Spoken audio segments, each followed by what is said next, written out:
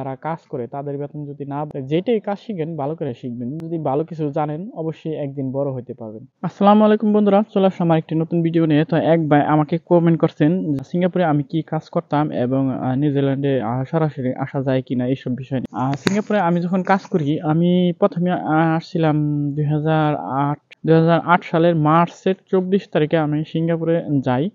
তো ওই সময় আমি মূলত কাজ জানি না ওইটা, আমি দেশে কাজ শিখছিলাম, ওয়েল্ডিং কাজ শিখছিলাম স্টিলের উপরে। তো সিঙ্গাপুরে যখন আমি গেলাম তখন আমি ওই কোম্পানিতে অ্যালুমিনিয়ামের বোর্ড ওইখানে আমার মামাই নিয়েছিল আমাকে, তার সাথেই কাজ করছিলাম ওই সময়। তো আমি ওইখানে মামার সাথে ওই অ্যালুমিনিয়ামের কাজ করতাম, ফেব্রিকেশন জব করতাম। ফেব্রিকেশনের পরে আউটফিটিং, ফিট আউট সবকিছুই করতাম, ওয়েল্ডিং করতাম না ওইখানে, কারণ আমি ওয়েল্ডার ছিলাম না ওইখানে, ফেব্রিকেটরই ছিলাম। ফেব্রিকেটরে মূলত সব কিছুই করতাম। তাই টুকটাক করতে করতে ওইখানে আমার প্রায় 10 বছর আমি সিঙ্গাপুরে কাজ করছি, 10 বছর।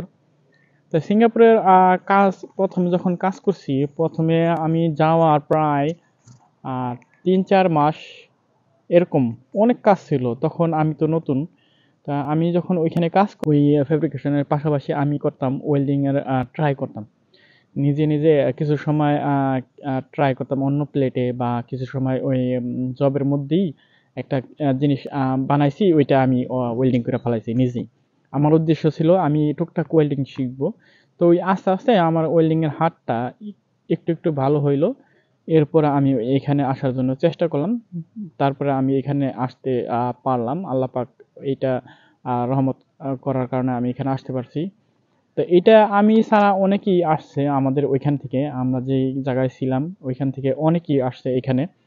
আমরা যে যেই কোম্পানিতে কাজ করছিলাম ওই কোম্পানিতে পুরাতন যারা ছিল ম্যাক্সিমাম লোক এখানে এসে পড়ছে।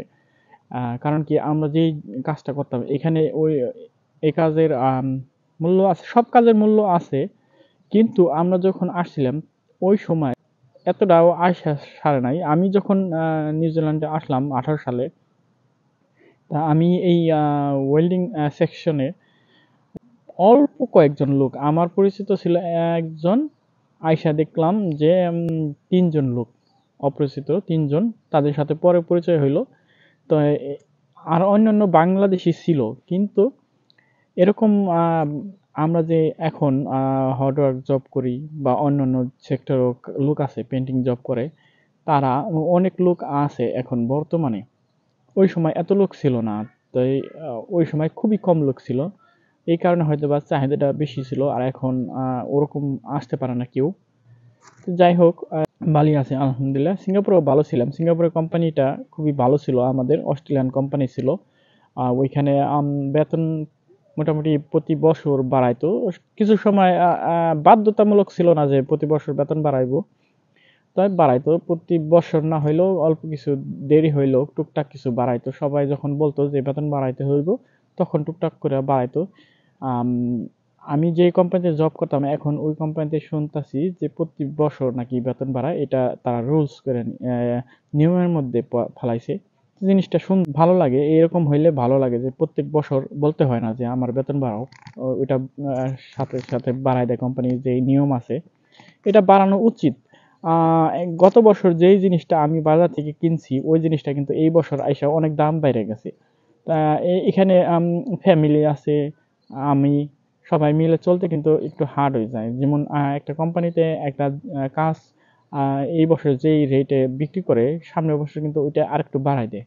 এখন যদি যারা কাজ করে তাদের বেতন যদি না বাড়ায় তাহলে তাদের জন্য একটু হার্ড হয়ে যায়। তো এই সেক্ষেত্রে মোটামুটি সব জায়গায় প্রত্যেক বছর টুকটাক বাড়ায়। আমি এখানে আছি এখানেও বাড়ায়। এই কথা বলছেন যে আমি কেমন বেতন পাইতাম। তা আমি যখন আসছি ওইখানে সিঙ্গাপুরে 490 ডলার আসছিলাম, সিঙ্গাপুর ডলার। তো এরপরে আস্তে আস্তে বাড়তে বাড়তে মোটামুটি বালি বাড়ছিল, এখানে আসলাম, ভালো লাগে। তো আমি আপনাদেরকে একটা সাজেস্ট করব যে আপনারা যেখানে কাজ করেন ওই কাজটা মন দিয়ে শেখার চেষ্টা করবেন। হয়তোবা আপনার ওই কাজটা ভালো লাগতেছে না, আপনি শিখেন কিছুদিন, করতেছেন যেহেতু আপনি করতেছেন মন থেকে করেন, ওই কাজটা শিখে গেলে অন্য একটা কাজে গেলেন, কোনো সময় ওই কাজটা আবার ভালো লাগলো না, আপনি যে কাজটা আগে করছিলেন ওই কাজটা এক জায়গায় পাইলেন, ওইটা আপনাকে ভালো টাকা দিব, তো আপনি তখন মুভ করে গেলেন, সমস্যা নাই তো।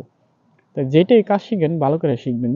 আপনি গাড়ি চালানো হোক ওইটা ভালো করে শিখেন, ওয়েল্ডিং করা হোক ওইটা ভালো করে শিখেন, প্লাম্বিং হোক, পেন্টিং, যাই কিছু হয় না কেন সবটা ভালো করে শিখেন। ভালো কিছু জানেন, অবশ্যই একদিন বড় হইতে পারবেন। তো ধন্যবাদ সবাইকে, দেখা হবে নতুন আরেকটি ভিডিওতে। আসসালামু আলাইকুম।